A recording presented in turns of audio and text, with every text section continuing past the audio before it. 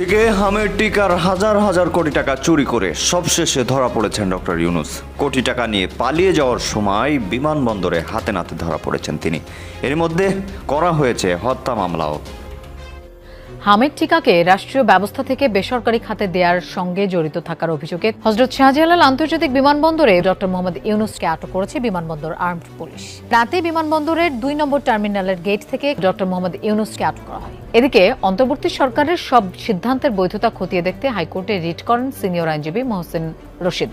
দেশ ছাড়ার সময় বিমানবন্দরে ইমিগ্রেশন পুলিশের কাছে আটক হলেন প্রধান উপদেষ্টা ডক্টর মোহাম্মদ ইউনূস। ডক্টর মোহাম্মদ ইউনূসের নেতৃত্বাধীন অন্তর্বর্তী সরকারের ১৮ মাসের কার্যক্রম নিয়ে এবার তদন্তের দাবি উঠেছে। এ বিষয়ে হাইকোর্টে রিট আবেদন করা হয়েছে।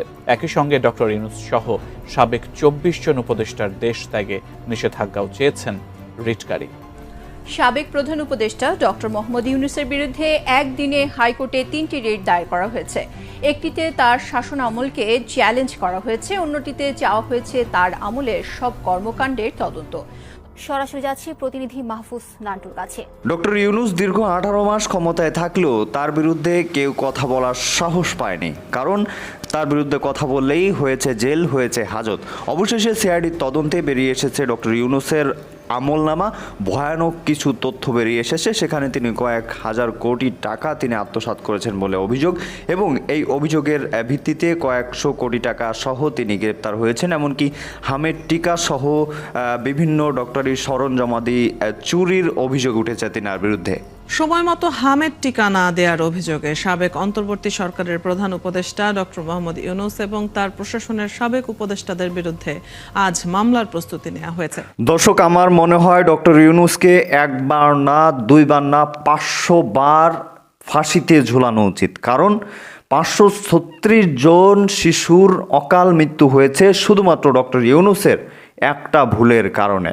দর্শক, আপনারা জানেন যে ডক্টর ইউনূস এই হামের টাকাগুলো বা এই হামের টিকা যে কোটি কোটি টাকা, সেটা তিনি মেরে খেয়েছেন বলে বিভিন্ন জায়গায় অভিযোগ করা হয়, তবে তার সত্যতাও মিলেছে এবার হয়তো।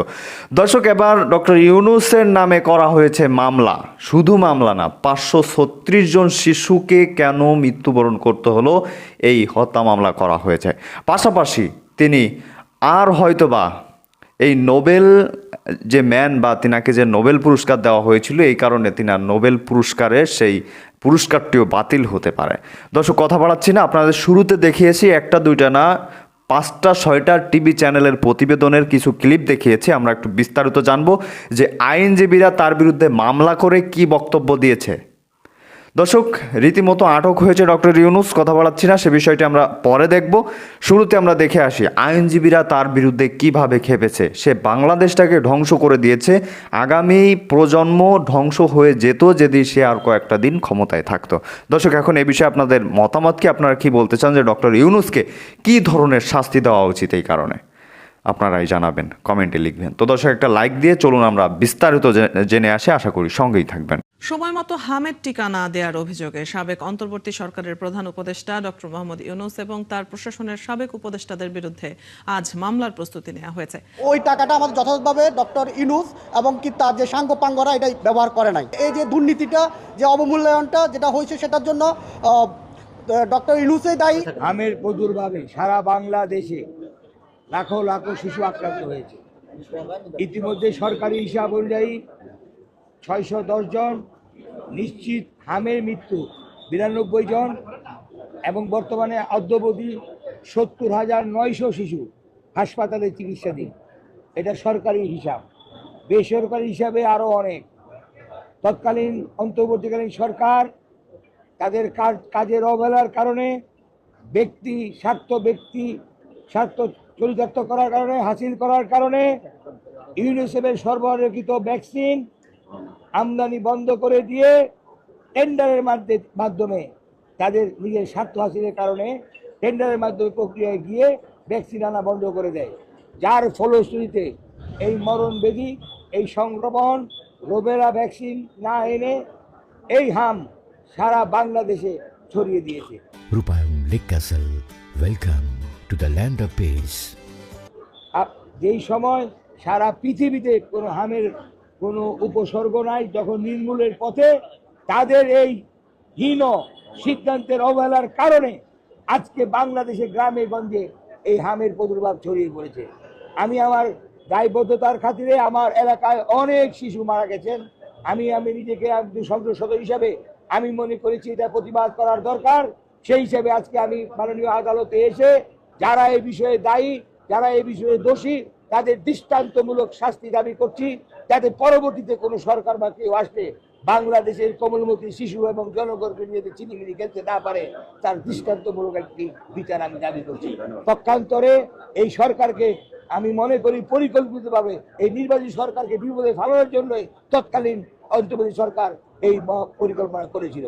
আমি সকলকে ধন্যবাদ জানাই, আপনারা যারা এখানে উপস্থিত হয়েছেন। আমি আশা করি আদালত ন্যায় বিচারের স্বার্থে আমার আর্জি শুনেছেন এবং সঠিক তদন্ত করে বিচার কার্য করবেন বলে আমি আশাবাদী। ধন্যবাদ। আমরা ওইটাই বলছি, আমরা তাই বলেছি যে এই সরকারকে অর্থাৎ পরবর্তী নির্বাচন সরকারকে যাতে দেশ পরিচালনা তারা ব্যাহত হয়, বিঘ্ন সৃষ্টি হয়, সেই কারণে পরিকল্পনাভাবে এই নির্লক্ষ্য ছিল তাদের। অর্থাৎ ইউনিসেফ থেকে না এনে তারা টেন্ডারের মাধ্যমে আনতে চাইছে যে 2 বছর লাগে, তার স্বাভাবিকভাবে রোগ প্রাদুর্ভাব হবে। সেই প্রাদুর্ভাব সৃষ্টি করে গেছে বিগত সরকার, অন্তর্বর্তীকালীন সরকার। এই সরকারকে বিপদে ফেলেছে।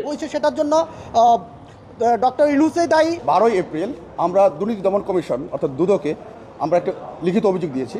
অভিযোগটা হচ্ছে যে হামের টিকা ক্রয় এবং সিরিঞ্জ ক্রয় সংক্রান্ত বিষয়ে বিগত অন্তর্বর্তীকালীন সরকারের বেশ কিছু অসঙ্গতিপূর্ণ বিষয় এবং পলিসি মেকিংয়ে বেশ কিছু সমস্যার কথা বারবার পত্রপত্রিকা এসেছে এবং বর্তমান সরকার দেখা গিয়েছে যে পূর্ববর্তী সরকারকে দায় চাপিয়ে দিয়েছে। আমরা দেখেছি যে হামের টিকার অভাবে বাংলাদেশে এই মুহূর্তে প্রায় আজকের রিপোর্ট অনুযায়ী 179 জন শিশু মারা গিয়েছেন এবং হাজার হাজার শিশু বিভিন্ন হসপিটালে ভর্তি আছেন। তো এই যে irreparable loss that can not be recovered by any way, এই ইররিপারেবল লসটা কোনোভাবেই কভার করা সম্ভব নয়। সো বাংলাদেশের একটা অন্তর্বর্তীকালীন সরকারের কোনো একটা ভুল অথবা কোনো একটা দুর্নীতির কারণে অথবা কোনো একটা অর্থ আত্মসাৎ বা অন্য কোনো লুপাটের কোনো ইস্যু থাকলে পরে সেটার জন্য আজকে এতগুলো শিশু মৃত্যু এবং হাজার হাজার শিশুর জীবন ঝুঁকিতে। সো এই লস কভার করার কোনো সুযোগ নেই। আমাদের কথা হচ্ছে যে আমরা বিভিন্ন পত্রপত্রিকায় দেখেছি যে দুদক ইতিমধ্যেই বিভিন্ন পত্রপত্রিকায় এসেছে যে অন্তর্বর্তীকালীন সরকারের হামের টিকা ক্রয়ের সময় নতুন পলিসি করেছিলেন এবং সেই কী পলিসি করেছিলেন সেটা আমরা অজানা। আরেকটা বিষয় হচ্ছে যে প্রায় 42,000 কোটি টাকার পরিমাণ টাকা ছিল হচ্ছে আপনার স্বাস্থ্য মন্ত্রণালয়ে, থাকার পর হামের টিকা ক্রয় কেন করা হলো না এবং প্রায় মোর দেন 60% শিশু হামের টিকা সময় মতো পায়নি, টিকা দেওয়া হয়নি, যার কারণে as a result in consequence আজকের এই শিশু মৃত্যু এবং হচ্ছে আজকের কনসিকুয়েন্স হচ্ছে যে এই মহামারী আকার ধারণ করেছে। আমরা জানি যে হাম হচ্ছে একটি মহামারী প্রতিরোধমূলক ব্যবস্থা, রাইট, যেটা টিকা ইপিআইয়ের মাধ্যমে যে টিকাটা দেওয়া হয় সেই টিকার মাধ্যমে আসলে মূলত শিশুদের শরীরে যে ইমিউন সিস্টেম তৈরি হয় সেটার মাধ্যমে তারা সুস্থ থাকে। সো এইখানে 42,000 কোটি টাকা থাকা সত্ত্বেও, স্বাস্থ্য খাতে বাজেট থাকা সত্ত্বেও কেন সময় মতো টিকা প্রদান করা হলো না, কেন সিরিঞ্জ ক্রয় করা হলো না, আজকে কেন টিকার অভাব? সেই কারণে আজকে এতগুলো শিশু মৃত্যুর কারণে আমরা এসেছি দুর্নীতি দমন কমিশনে। আমরা বিভিন্ন চ্যানেল এবং বিভিন্ন পত্রপত্রিকার মাধ্যমে দেখেছি যে এখানে অর্থ আত্মসাতের বিভিন্ন গন্ধ পাওয়া যাচ্ছে। সেই জন্য আমরা একটা ইনভেস্টিগেশন চেয়েছি, প্রপার ইনভেস্টিগেশনের মাধ্যমে দুর্নীতি দমন কমিশন এখানে দেখবেন যে এখানে কোনো অর্থ আত্মসাৎ বা অন্য কোনো 9-6 বা কোনো কাজ হয়েছে কিনা অথবা রেকলেসনেস বা নেগলিজেন্সের কোনো ইস্যু আছে কিনা। সেই ক্ষেত্রে যদি আমরা এই করাপশনের বিরুদ্ধে না দাঁড়াই, দেখা যাবে যে বর্তমান সরকারের পাশাপাশি বর্তমান সরকার বা পরবর্তী যে সরকার আসবেন, প্রত্যেকটা সরকার যদি এই ধরনের কোনো নেগলিজেন্স বা রেকলেস বা কোনো ধরনের করাপশন করেন, সেটার জন্য আমাদের দেশের রাষ্ট্রীয় জনগণ, প্রজাতন্ত্রের জনগণ এবং শিশু মৃত্যু হবে।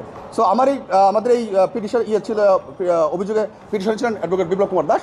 উনি ঠিক আছে, আজকের দিন পর্যন্ত 179 জন শিশু মারা গেছে এই হামে। তো সেটা হচ্ছে 42,000 কোটি টাকা আমাদের বাজেটে থাকা সত্ত্বেও ওই টাকাটা আমাদের যথাযথভাবে ডক্টর ইউনূস এবং কি তার যে সাঙ্গপাঙ্গরা এটা ব্যবহার করে নাই। তো আজকের দিন পর্যন্ত যে অবস্থাটা দাঁড়াইছে সেটা হচ্ছে যে মহামারী আকারে কোন জায়গায় দাঁড়ায় সেটা আমরা এখনও পর্যন্ত বুঝতে পারতেছি না। তো এটা হচ্ছে যে এই যে দুর্নীতিটা, যে অবমূল্যায়নটা যেটা হয়েছে সেটার জন্য ডক্টর ইউনূসই দায়ী এবং কি তার যে স্বাস্থ্য মন্ত্রণালয় ছিল ওই স্বাস্থ্য মন্ত্রণালয় দায়ী। সেটার জন্য আমরা দুর্নীতি দমন কমিশনে একটা অভিযোগ দায়ের করছি। সেই অভিযোগের আলোকে জাতীয় দুর্নীতি দমন কমিশন সময় মতো হামের টিকা না দেওয়ার অভিযোগে সাবেক অন্তর্বর্তী সরকারের প্রধান উপদেষ্টা ডক্টর মোহাম্মদ ইউনূস এবং তার প্রশাসনের সাবেক উপদেষ্টাদের বিরুদ্ধে আজ মামলার প্রস্তুতি নেওয়া হয়েছে।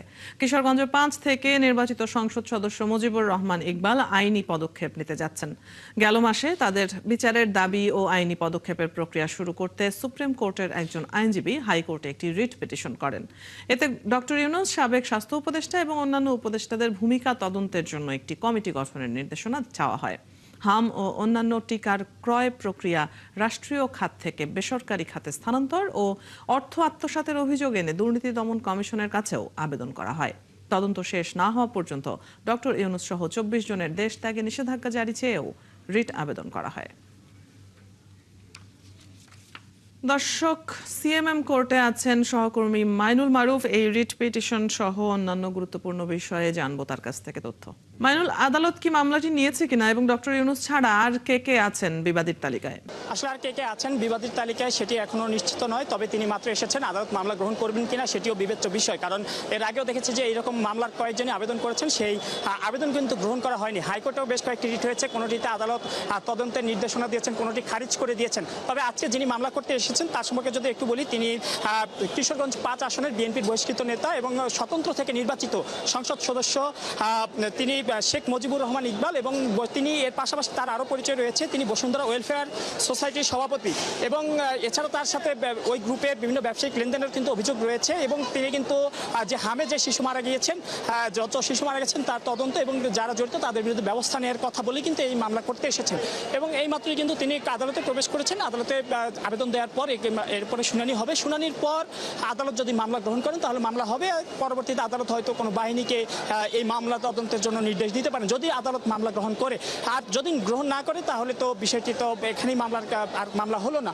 এর আগে আমরা বলি বাংলাদেশে বিগত প্রায় 3 মাসে প্রায় 500 বেশি, প্রায় 620 জনের মতো শিশু হামে মারা গিয়েছে এবং আরও অনেকেই কিন্তু আক্রান্ত হয়েছে। 10,000-এর মতো শিশু একদম নিশ্চিতভাবেই হামে আক্রান্ত হয়েছে। এর বেশি প্রায় 80 থেকে 90,000 শিশুর হামের লক্ষণও দেখা গিয়েছে। সব মিলে বলা যায় যে হাম বাংলাদেশে একটি প্রাদুর্ভাবের মতোই ছড়িয়ে পড়েছে। এর পেছনে অনেকেই টিকার দেওয়ার ব্যর্থতাকে দায়ী করেছেন, যদিও বিভিন্ন সংবাদ মাধ্যমে তথ্য এসেছে টিকার ক্রয় সংক্রান্ত জটিলতা নয়, অন্যান্য কারণও ছিল এর পেছনে।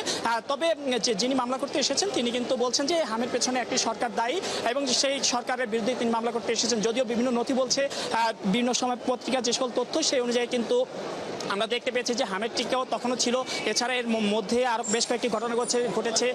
সেখানে নার্সরা বা যারা টিকা দেয় তারা বিভিন্ন সময় বিক্ষোভ করছে, ফলে টিকাদান কর্মসূচিও ঠিকমতো হয়নি, ক্যাম্পেইন হয়নি দীর্ঘদিন ধরে। সব মিলে কিন্তু এই ঘটনাটি ঘটেছে। এর পেছনে যে শুধু ইউনূস সরকারই দায়ী বা তার গাফিলতি ছিল তা নয়, পূর্ববর্তী সরকারকেও কিন্তু বিভিন্ন সময় আমরা দেখেছি যে সংবাদ মাধ্যমগুলোতে তাদেরও দায়ের কথা কিন্তু উল্লেখ করা হয়েছে। সব মিলে বলা যায় যে তবে উনি কিন্তু পূর্ববর্তী সরকারের বিরুদ্ধে মামলা করতে আসেনি বা তাদের কোনো বা অন্য কারো সংশ্লিষ্টতার বিষয়ে কিন্তু আমরা সর্বশেষ যে তথ্য পেয়েছি তার নিয়ে কিন্তু মামলা করতে আসেনি। উনি শুধুমাত্র ইউনূস সরকারের বিরুদ্ধে কিন্তু বা ইউনূস সরকারের যারা দায়িত্বে ছিলেন তাদের বিরুদ্ধে কিন্তু মামলাটি করতে এসেছেন। মাইনুল, আপনি আছেন। তো দর্শক, দেখছিলেন খুব গুরুত্বপূর্ণ প্রতিবেদন। এতক্ষণ আমাদের সাথে থাকার জন্য, দেখার জন্য সবাইকে ধন্যবাদ জানাচ্ছি। ধন্যবাদ জানাচ্ছি আপনাকে, এতক্ষণ আমাদের সাথে ছিলেন। দর্শক, এখন এই বিষয়ে আপনাদের মতামতকে একটু কমেন্টে জানাবেন। আশা করি সম্পূর্ণ নিউজ এবং সম্পূর্ণ প্রতিবেদন দেখেছেন। তাহলে এখন এই বিষয়ে আপনাদের মতামত জানতে চাইব। আর হ্যাঁ, পরবর্তীতে থেকে গুরুত্বপূর্ণ কিছু নিউজ আসতেছে যেটা এই ভিডিওতে আপনাদের দেখানোর কথা ছিল, তবে সময় সংক্ষেপের কারণে দেখাতে পারিনি, এজন্য ক্ষমা চেয়ে নিচ্ছি। তো সেগুলো আরও গুরুত্বপূর্ণ, সেগুলো দেখতে অবশ্যই চ্যানেলটি সাবস্ক্রাইব করে রাখুন এবং পাশে রাখা বেল আইকনটি অবশ্যই বাজিয়ে দিন। তো দর্শক, একটি কমেন্ট করে সামাজিক কাজে লেগে পড়ুন। সেই সামাজিক কাজটা হলো ভিডিওটি শেয়ার করে দিন। তো দর্শক, ভালো থাকুন, সুস্থ থাকুন, দেখা হচ্ছে খুব দ্রুত। আল্লাহ হাফেজ।